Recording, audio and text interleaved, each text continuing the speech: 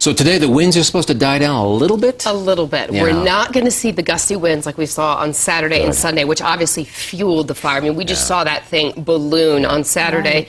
We're now at more than 20,000 acres. So it's a devastating fire, and the good news is the wind's going to be a little less today. Unfortunately, the bad news is we don't really have a good amount of significant rain really in our future cast this week. And it's always challenging because the fire always creates its own weather system. Oh, it definitely does. It definitely does. So look at the wind gusts that you can see right now. They're about, anywhere from 2 to 12 miles per hour that we're seeing up there in the area right near the High Park fire.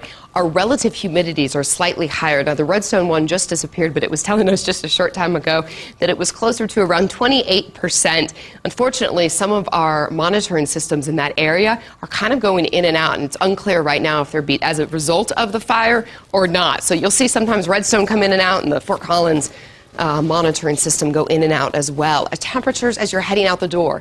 Most of us in the mid-40s, some of us at that 50-degree mark already. Greeley 52, Boulder 50, and Parker 50. If you're not at 50, don't worry, you will get there. We are going to warm up. You're going to see temperatures very similar to what we saw yesterday. 59 by 8 o'clock this morning. What you will notice, though, is you're going to be able to smell the smoke, and you're going to be able to see it pretty much no matter where you are here across Colorado. Now, that smoke is somewhat going to dissipate as the afternoon goes on, as we get a little bit of the breeze pushing it slightly away. By lunchtime, our temperatures are going to be in the low 70s. This afternoon, we're going to increase into the upper 70s. Most of it's going to be warm and dry until later this evening when we do have a chance of some of those afternoon and actually evening thunderstorms. Let's look at our wind vectors here in the futurecast. As we put it into motion, you'll see the winds, and they're basically, they're going to be heading out of the southeast, and then you're going to see them turn. Then you're going to have our wind vectors pushing both ways. So unfortunately, the wind's going to be sporadic, and that's not going to help those firefighters. Then it's going to turn, and you're going to see it basically pushing right on down out to the other end. So that's what the firefighters are going to be dealing with when it comes to the wind.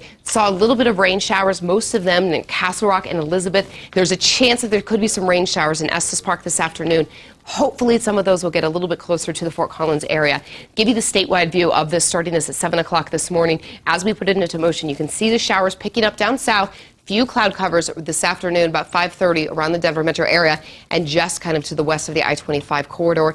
That little chance of rain showers could help those folks there fighting on the fire line. Most of it, though, the rest of it's going to stay down south. This then heading off to the northeastern portion of the state, they have really the best chance at seeing those rain showers. That's then going to clear out, and then tomorrow we're going to have another chance for some of those rain showers coming into our area. Temperature-wise, how about the upper 70s for most of us here all across the state? Up in the high country, you're looking into the 60s. And then back here in the Front Range, 77 in Fort Collins, Brighton, as well as Boulder. And look real quickly on our 7-day. Tomorrow, we have a better chance of some rain showers.